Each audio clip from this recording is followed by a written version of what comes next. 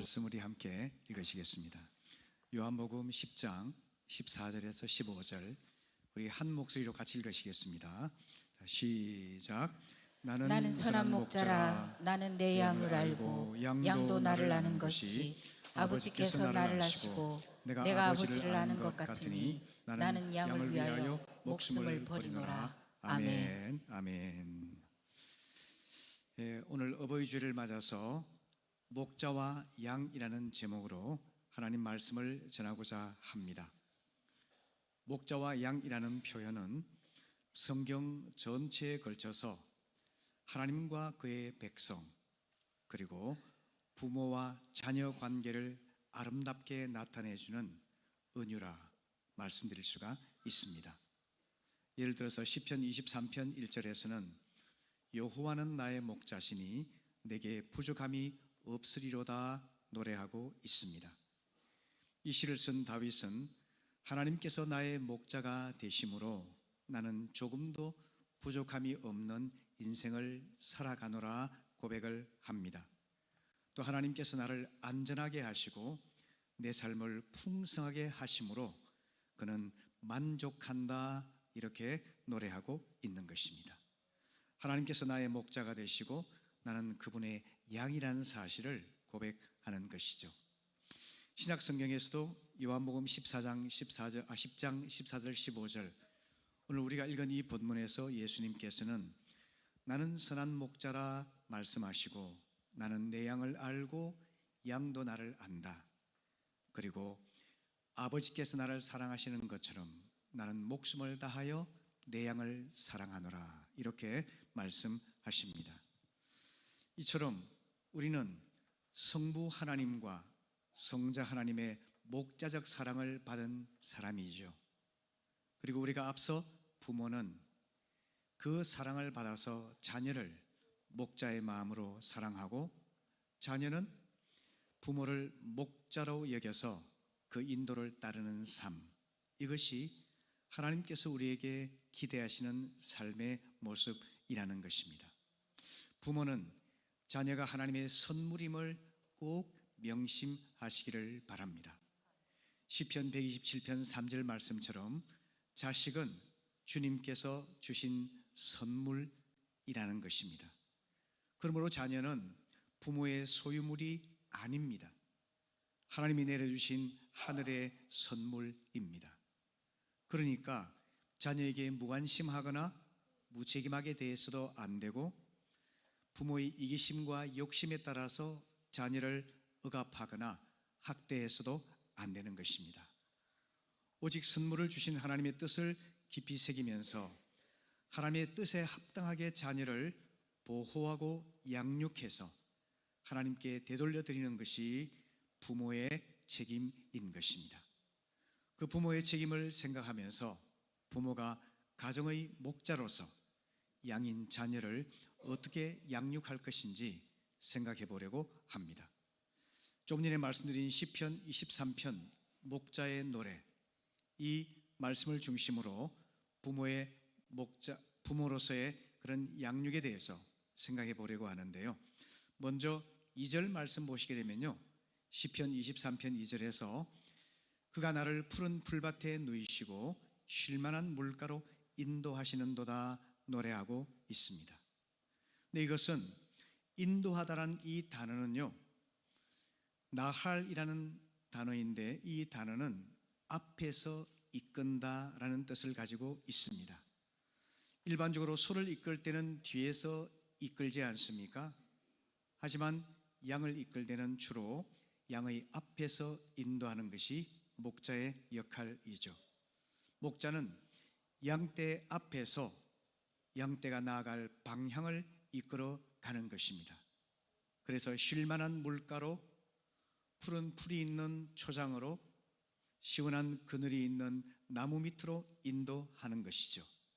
그럴 때 양은 맑은 물을 마시고 싱싱한 꿀을 먹으며 쉼을 얻어서 원기를 회복하는 것입니다. 바로 이것이 양이 풍성한 삶을 누리는 비결이 되는 것이죠. 바로 이것이 하나님께서 우리를 목자로서 인도하시는 방식이기도 합니다. 우리가 하나님의 그런 인도를 받는 자라고 한다면 가정의 목자인 부모 또한 자녀 앞에서 자녀를 이끌어가는 것이 일반적인 양육의 원리라는 겁니다. 자녀는 부모의 말투와 표정과 행동과 습관과 가치관을 내면화하고 자연스럽게 닮아가게 되죠. 여러분, 홍계를 한번 보십시오. 개걸음을 걸으면서 자녀에게 똑바로 걸으라고 명령한다면 얼마나 효과가 있겠습니까? 우리가 잘 알고 있는 김구 선생의 애송시로 이런 시가 있죠. 눈 덮인 들판을 걸어갈 때 함부로 걷지 마라. 오늘 걷는 나의 발자국은 반드시 뒷사람의 이정표가 되기 때문이다 하는 그런 시가 있지 않습니까? 바로 그처럼 우리 부모님들은 함부로 비틀비틀 걸어가지 마시고 후세대, 특별히 우리 자녀에게 본을 보일 수 있기를 바라는 것이 하나님의 뜻입니다. 상담학자들이 하는 말 중에 이것이 있습니다. 문제 아이는 없고 문제 부모만 있다라는 말입니다. 이 말씀을 마음에 새기면서 자녀에게 재산을 물려주기 위해서 부모가 노심초사하시지 말고 하나님을 경외하는 나 자신을 유산으로 자녀에게 물려줄 수 있기를 바랍니다.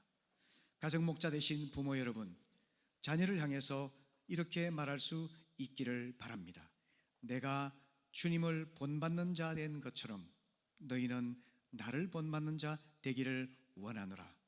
얼마나 도전적인 말씀입니까? 이 말씀이 우리 모두에게 믿어지고 순종되기를 바랍니다. 아멘. 두 번째로 시편 23편 3절을 보시게 되면은 자기 이름을 위하여 의의 길로 인도하시는도다 라고 말씀하고 있는데요, 이때 사용된 인도라는 단어는 낙하라는 단어인데요, 이 낙하는 양의 옆에서 인도하다 하는 뜻을 가지고 있습니다. 마치 목자가 양과 함께 친구처럼 함께 길을 걸어가면서 대화를 나누고 또 친밀하게 교제하며 양의 방향을 안내하고 상담해서 용기를 주는 것, 이것이 바로 낙하라고 하는 것입니다. 특별히 양을 의의 길로 이끌 때 낙하란 단어를 사용한 이유가 무엇일까요? 그것은 인간의 본성 때문에 그렇습니다. 인간의 본성은 게으르기 쉽고 안주하기 쉽고 또 포기하기 쉬운 속성을 갖고 있기 때문이죠. 그래서 조금만 방심하면 나쁜 습관에 물들기 쉽고 길을 빗나기가 쉽습니다. 그래서 가정목자인 부모는 때로는 자녀와 함께 대화하면서 위로하기도 하고 격려하기도 하고 상담하기도 하고 용기를 북돋아 주면서 의의 길을 걸어갈 수 있도록 도와야만 하는 것입니다. 이처럼 자녀와 함께 길을 걸어가면서 자녀 안에서 주님의 형상이 이루어지기까지 수고를 감내하는 것이 바로 부모의 낙하인 것입니다.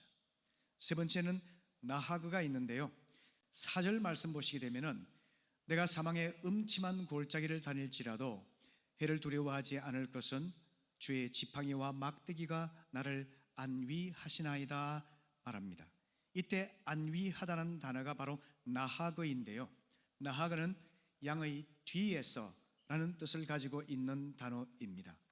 목자는 가끔 양떼의 뒤에서 이끌기도 하죠. 이럴 때는 필요한 것이 바로 지팡이와 막대기입니다. 지팡이는 양에게 위로와 도움이 필요할 때 사용하는 도구입니다. 그리고 막대기는 양을 훈육하거나 양을 지키기 위해서 맹수와 싸울 때 쓰는 도구인 것이죠. 그래서 목자는 양의 뒤에서 양의 모습을 지켜보다가 도움이 필요할 때는 지팡이를 사용하고요, 또 훈육이나 지켜주기 위해서는 막대기를 사용하는 것입니다. 이 일에 있어서 목자는 결코 지체하지 않습니다. 결코 도망가지 않습니다. 우리 아이들이 걸음마를 배울 때 저는 뒤에서 지켜보았습니다.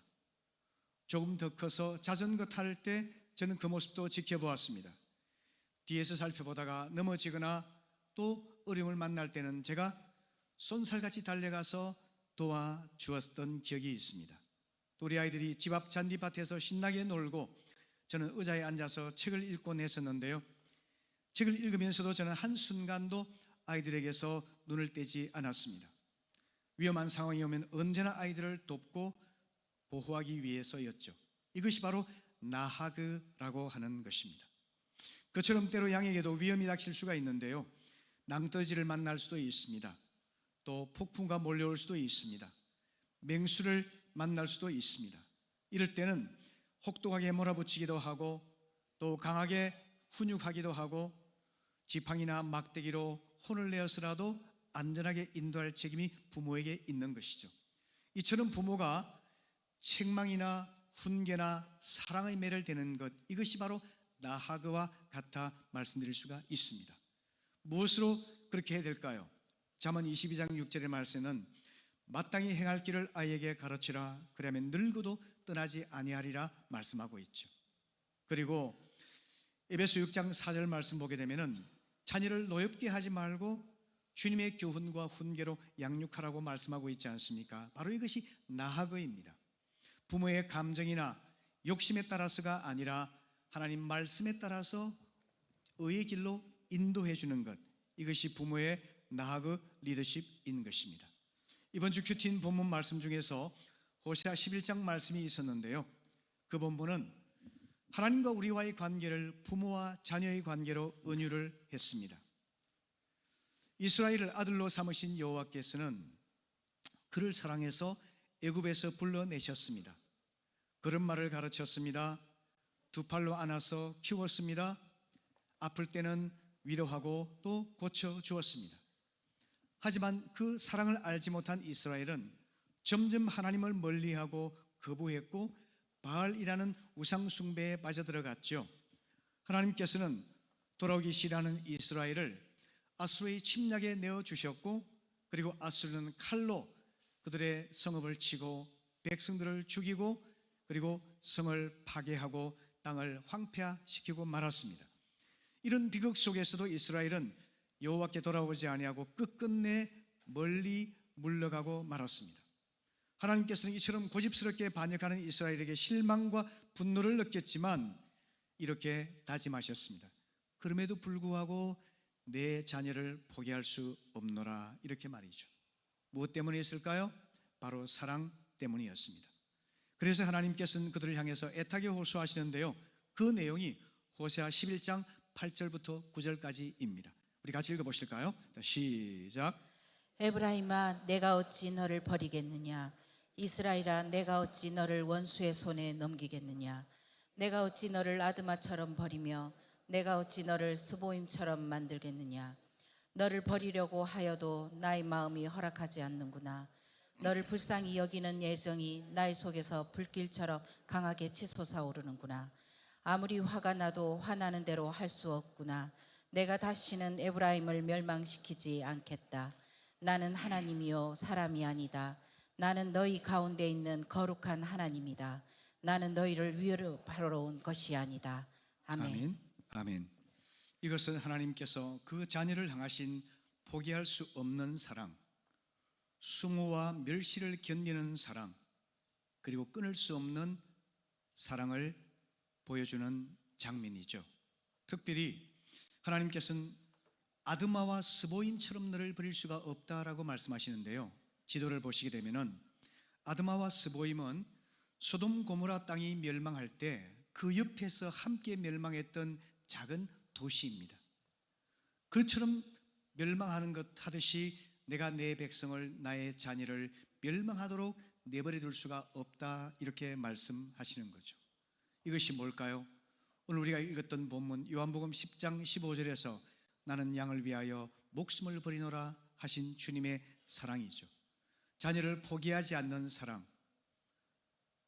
수모를 견디는 사랑, 그리고 목숨을 바쳐서라도 사랑하는 그 사랑, 이것이 바로 우리를 향하신 하나님의 목자적인 사랑이죠. 그 목자적 사랑을 받은 부모가 자녀를 향해서도 비록 부족하지만 그러한 사랑으로 사랑하려고 한다는 것이죠. 우리 모두가 목자 되신 하나님의 사랑을 받은 자로서 우리 자녀를 그러한 목자적인 사랑으로 사랑할 수 있기를 바랍니다. 단 우리 자녀들이 부모님의 그 사랑을 깨닫고 더불어 살아갈 수 있기를 바랍니다. 두 번째로 우리는 부모를 향한 자녀의 자세에 대해서 살펴보려고 하는데요. 자녀는 너무 뻔한 이야기라고 생각하지 마시고 하나님께서 오늘 나에게 신선하게 처음 들려주시는 말씀처럼 들을 수 있기를 바랍니다. 첫째는 순종과 공경입니다. 우리 부모님은 나의 생명을 창조주 하나님께로부터 전달해 주신 은혜의 매개체라는 사실을 알아야만 합니다. 우리 부모님은 가정에서 하나님을 대신해서 은혜를 전달해 주는 매개자로서 역할을 하시기 때문에 부모님을 존중하고 공경해야 될 이유가 있는 것입니다. 에베소 6장 1절부터 3절 이하의 말씀에서 자녀들아 주 안에서 너희 부모에게 순종하라 이것이 옳으니라. 내 아버지와 어머니를 공경하라 이것은 약속 있는 첫 계명이니 이로써 내가 잘되고 땅에서 장수하리라 말씀하고 있지 않습니까? 약속 있는 첫 계명이란 이 말씀의 의미는 뭐냐면 인간 생활에 관한 법칙 중에서 첫째가는 법이 부모를 공경하는 원칙이라고 하는 것입니다. 그래서 효도는 모든 인간관계와 사회생활의 근본 원리라는 겁니다. 역으로 말해서 불효하는 자식은 다른 모든 면에서 똑똑하고 성공하고 훌륭하고 유명하다 할지라도 그는 실패한 인생이 되고 만다는 겁니다. 성경은 하나님께 반역하는 죄악된 모습의 전형이 바로 부모를 거역하는 것이라고 경고합니다. 말세의 징조죠. 디모데후서 3장 1절 2절 말씀에서 이렇게 말씀하고 있습니다. 말세가 되면 사람들은 자기를 사랑하고 돈을 사랑하고 세상을 사랑하는 가운데서 노골적으로 부모를 거역하게 된다는 겁니다. 자녀 여러분, 부모님 말씀을 잔소리로 여기지 마시기를 바랍니다. 캐캐묵은 소리로 듣지 마시기를 바랍니다. 즐거운 마음으로 듣고 부모님 말씀을 순종할 수 있기를 바랍니다. 순종은 기분이 내키지 않거나 내 마음에 이해가 되지 않을지라도 따르는 것이 바로 순종입니다. 그리고 부모님을 공경한다는 것은 예의를 갖추어서 말씀을 드리는 것입니다. 인격을 존중하여 드리고 부모님을 존경하면서 섬기는 자세이죠. 그것이 바로 공경입니다. 하나님께서는 약속하십니다. 이처럼 순종하고 공경하는 자녀에게는 분명한 약속이 있습니다. 장수와 풍성한 삶의 약속이죠. 이것은 구약성경과 신약성경 전체를 관통하는 영원한 하나님의 법칙입니다. 이것을 마음에 꼭 새기시고 우리 부모님을 향해서 순종과 공경으로 응답할 수 있기를 바랍니다. 두 번째는 부모님의 신앙을 이어받는 것입니다. 우리가 잘 알고 있는 룻기는 베들레헴에 살던 나오미가 흉년을 피해서 모압 땅으로 이민을 갔다가 다시 돌아오는 이야기를 담고 있죠. 나오미는 살기 위해서 모압 땅에 정착했지만 오히려 죽음을 경험하고야 말았습니다. 남편이 죽고 두 아들이 또한 결혼한 지 얼마 안 돼서 죽고 말았던 것이죠. 그렇게 세 과부가 한 집에서 지내다가 하나님께서 베들레헴 땅에 복을 주셔서 먹을 것이 풍성해졌다는 소식을 듣고 베들레헴으로 돌아가기로 결심하게 되죠. 나오미가 두 며느리와 함께 길을 가다가 생각을 합니다. 그들의 창창한 앞날을 생각하니까 이 젊은 여인들이 왜 나를 따라와서 함께 고생해야만 하는가 생각하게 된 거죠. 남편이 죽고 젊은 과부가 된 것도 억울한 일인데 나를 따라와서 고생하는 것은 얼마나 힘든 일인가 생각을 하게 되었죠. 그래서 유대와 모압의 국경 지역에서 두 며느리에게 권면합니다. 너의 친정 부모님 곁으로 돌아가라고 말이죠. 몇 번의 신랑이 끝에 큰 며느리 오르바는 눈물로 작별 인사를 하고 나서 친정으로 돌아갔습니다. 오르바가 떠난 후에 나오미는 둘째 며느리의 룻에게 말을 하는데요. 너도 돌아가거라. 너의 동서가 간 것처럼 너도 친정으로 돌아가라. 이렇게 권면합니다. 그에 대해서 룻이 이와 같이 답을 하는 것이죠. 룻기 1장 16절 말씀 같이 읽어볼까요? 시작. 저에게 억지로 어머니 곁을 떠나라고 강요하지 마시고 어머니와 함께 가게 해주세요. 어머니께서 가시는 곳에 저도 가고 어머니께서 가시는 곳에 저도 살겠습니다. 어머니의 백성이 저의 백성이 되고 어머니의 하나님이 저의 하나님이 되실 것입니다. 아멘. 아멘. 룻은 남편과 두 아들을 잃고 홀로 된 늙은 시어머니와 고락을 함께 하겠다고 다짐을 합니다. 그리고 시어머니를 돌보면서 어머니의 노후를 책임지겠다고 약속을 합니다. 나아가서 어머니가 믿는 하나님을 나의 하나님으로 섬기겠노라고 결단하는 것이죠. 결과적으로 룻의 효성과 위대한 믿음이 결합된 이 결단이 그녀의 인생을 바꿔 놓았습니다.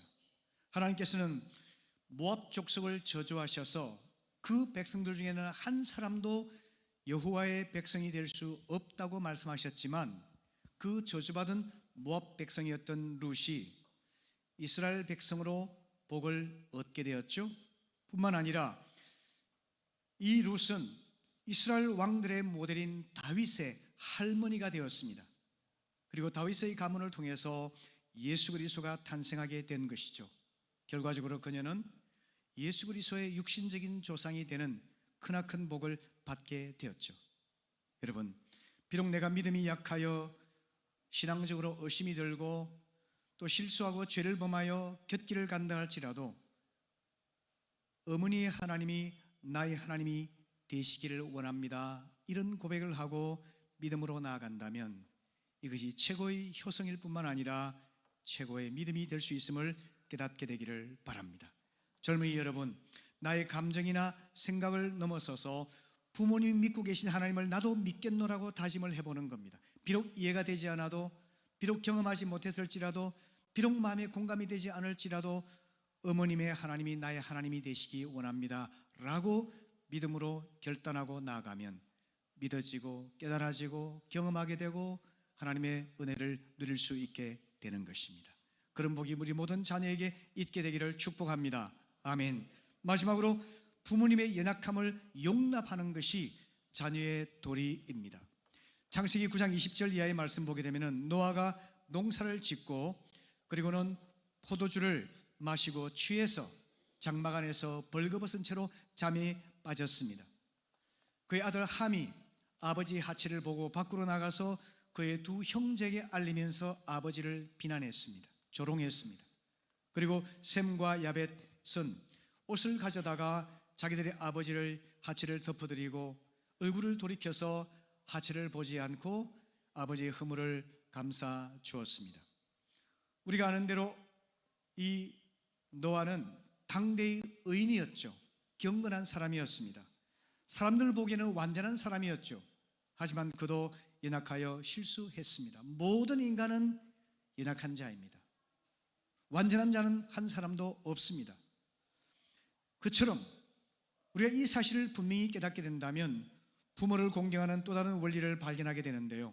우리 부모님은 완전한 분이 아닙니다. 여러분의 부모님이 불완전한 존재인 것을 인정하여 주시기를 바랍니다. 그렇게 해서 부모님이 실수를 하거나 잘못을 하거나 심지어 죄를 범했을 때조차도 우리가 부모님의 그 약점을 끄집어내어서 비난하거나 멸시하거나 비판하는 것이 아니라 그 허물을 덮어주는 자녀가 하나님의 은혜를 누리는 자녀가 될 수 있다는 것입니다. 여러분 한번 생각해 보십시오. 자녀가 부모의 잘못을 비난하는 이유가 무엇일까요? 그것은 깊이 들어가 보면 교만하기 때문입니다. 나는 부모보다 더 젊고 똑똑하고 더 많이 배웠고 더 훌륭하다고 생각하기 때문에 부모를 비난하고 비판하게 되는 것입니다. 우리 부모님이 비록 단점이 있고 실수가 있어도 용납하고 허물을 덮어드리는 자녀가 복이 있습니다. 자녀의 본분이기도 합니다.